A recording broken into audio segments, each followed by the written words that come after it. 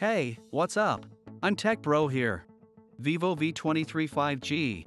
Yes, it looks like an iPhone. It also knows how to change color. Also, it's not very budget friendly. In general, Vivo V23 has already been reviewed by everyone except me. But better late than never.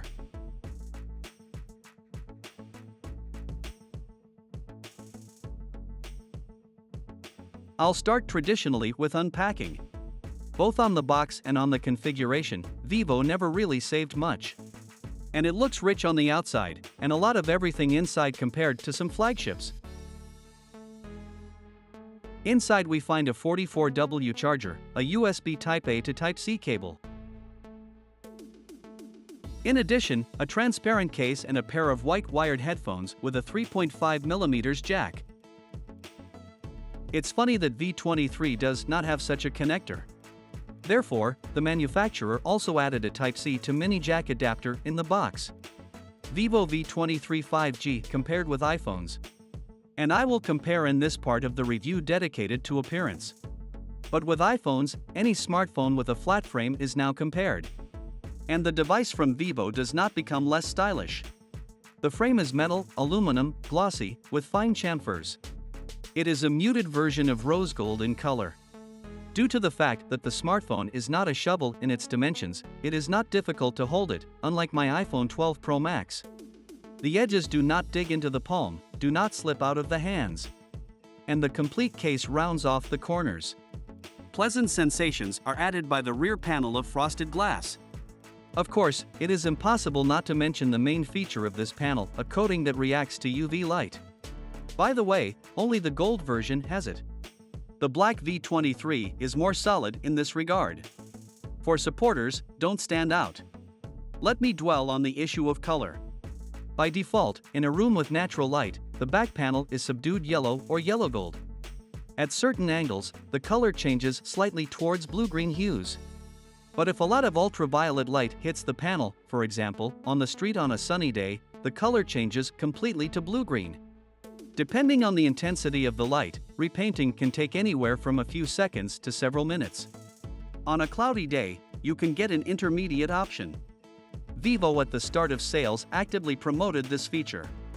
Many bloggers, along with a smartphone, received an ultraviolet flashlight and several stencils to create temporary drawings.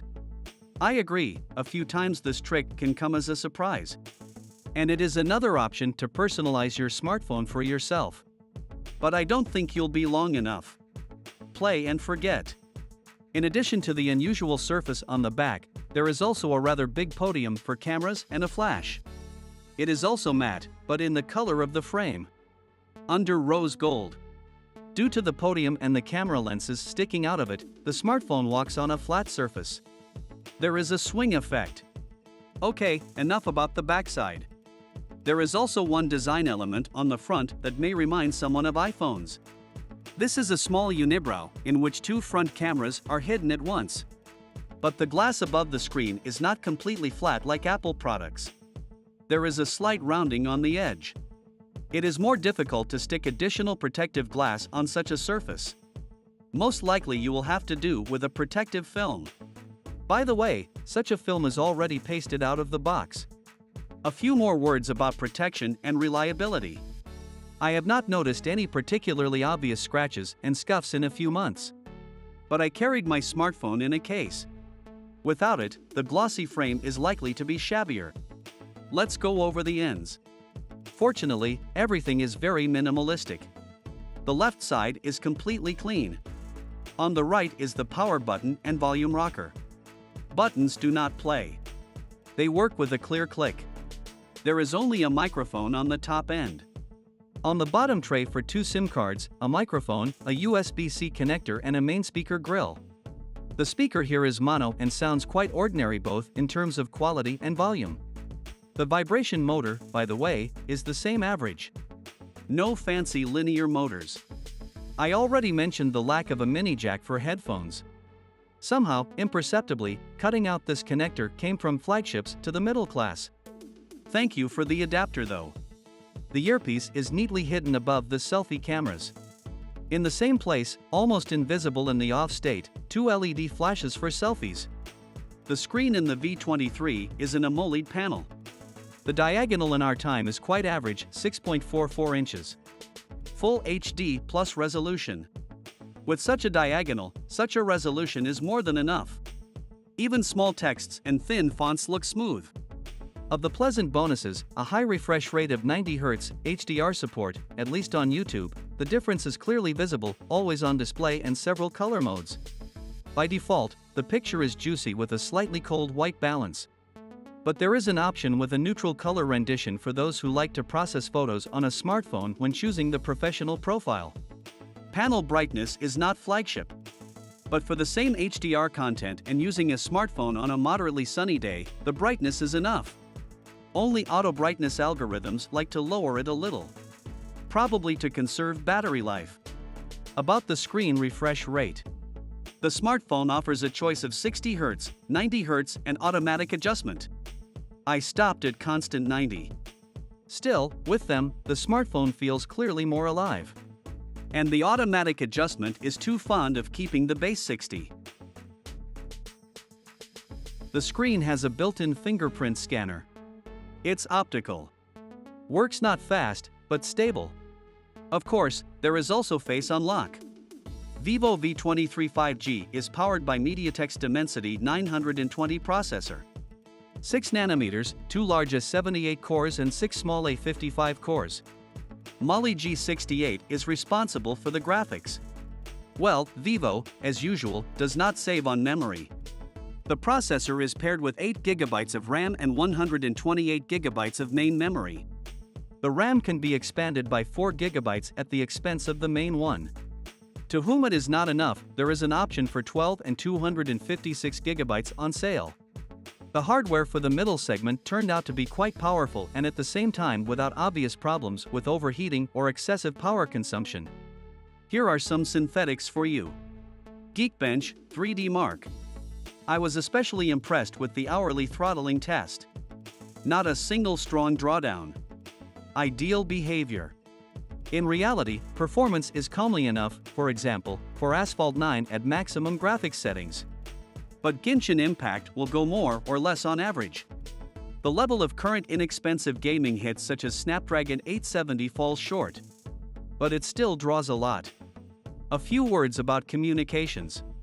On board there is support for 5th generation networks, Wi-Fi 6, Bluetooth 5.2 and NFC for contactless payments. Complete modern set. Vivo V23 5G is powered by a medium capacity 4200 mAh battery. I suspect that they didn't put a more capacious one in order to keep the smartphone's small thickness. At the same time, even with such a battery, the V23 lives for a long time. I always had a little more on the second day of use if I do not constantly use the camera and heavy games. As I mentioned earlier, the kit comes with Vivo's proprietary 44W Vivo Flash Charge Fast Charger. Charging from 0 to 100 takes just over an hour. The first 60% in half an hour. Vivo V23 works under the proprietary FunTouch OS 12 shell on top of the 12th Android. There are no major changes here. Moderately clean and fast system without ads and almost without additional junk applications. But with a lot of fine-tuning. I was a little surprised that with the advent of Android 12, they did not fully implement the new material you design. Finally, cameras. Vivo has been seriously investing in this component of its smartphones in recent years. What we see here too. But, unlike the flagship X line in the B series, the rear cameras are less interesting than the front ones. But I'll start with them. Behind the V23 are 3 modules. 64MP primary, 8MP ultrawide with 120-degree field of view, and 2MP macro plug. Looks like a beautiful number.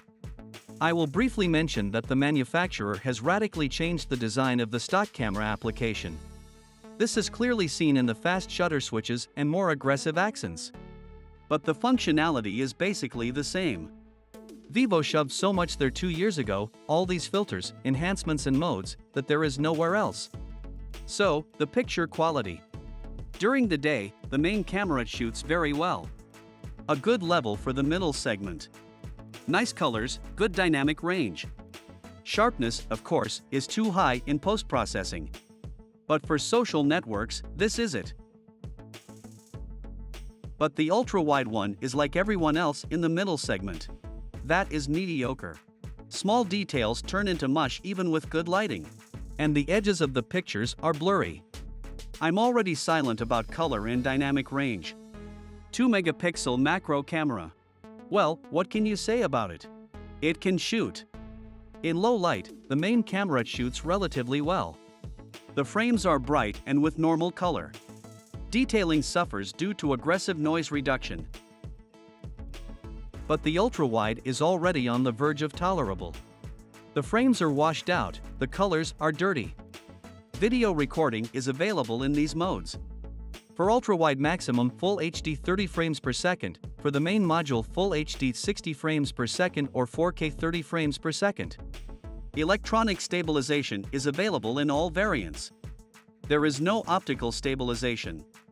During the day, I advise you to shoot on the main module and in 4K. The result for the middle segment is very good. At night, it is better not to experiment with video.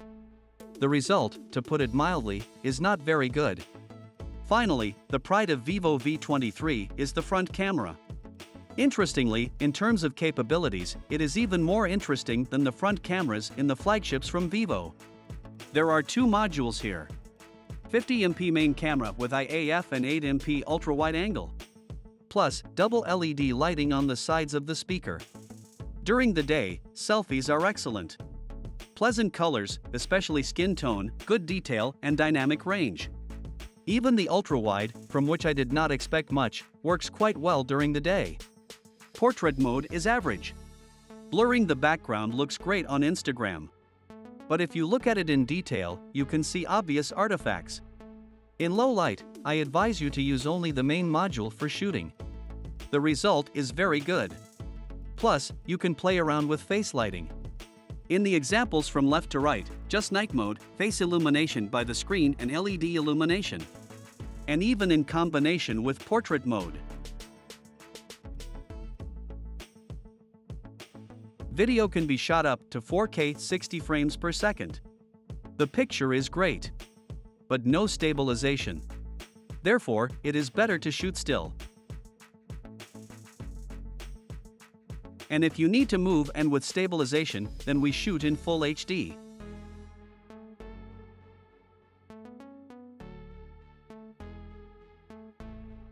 At night in 4K, the result is terrible. Therefore, I will show only Full HD. Vivo V23 5G at the time of recording the video costs about $560 or 550 euros. Yes, the smartphone has its strengths. A nice design, an interesting feature with photochromic glass, good hardware for the middle segment, a good main camera and an excellent selfie camera. The disadvantages for some will be the lack of stereo speakers and DC dimming. In addition, nearby on the shelves for the same money, if you search well, you can find devices on the MediaTek Dimensity 1200 or Snapdragon 870. So, for budget mobile gaming, it's better to look the other way. As for me, Vivo V23 5G is not for everyone.